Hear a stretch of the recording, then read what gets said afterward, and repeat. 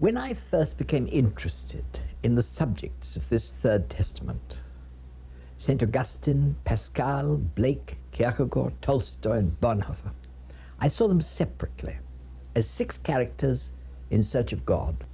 Thinking about them afterwards, it became clear to me that though they were all quintessentially men of their time, they had in common a special role to relate their time to eternity.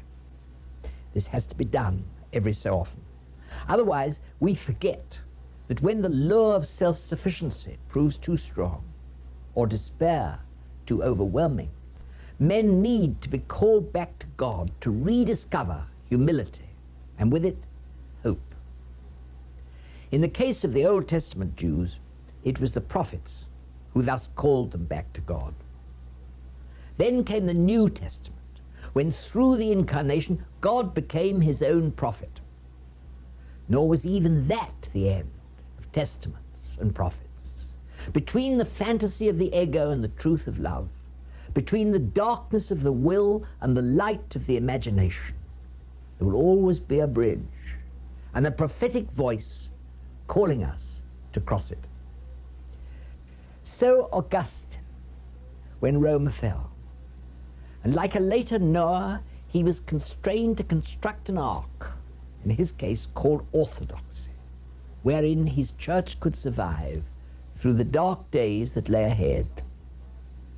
Thanks largely to him, the light of the New Testament didn't go out with Rome's, remaining amidst the debris of a fallen empire to light the way to another civilization, Christendom, whose legatees we are.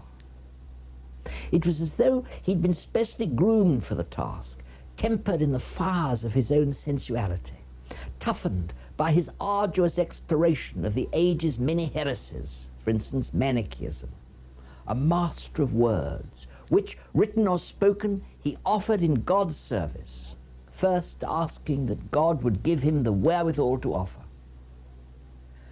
No one knows for certain what Augustine looked like, but we have the image of his time in contemporary mosaics.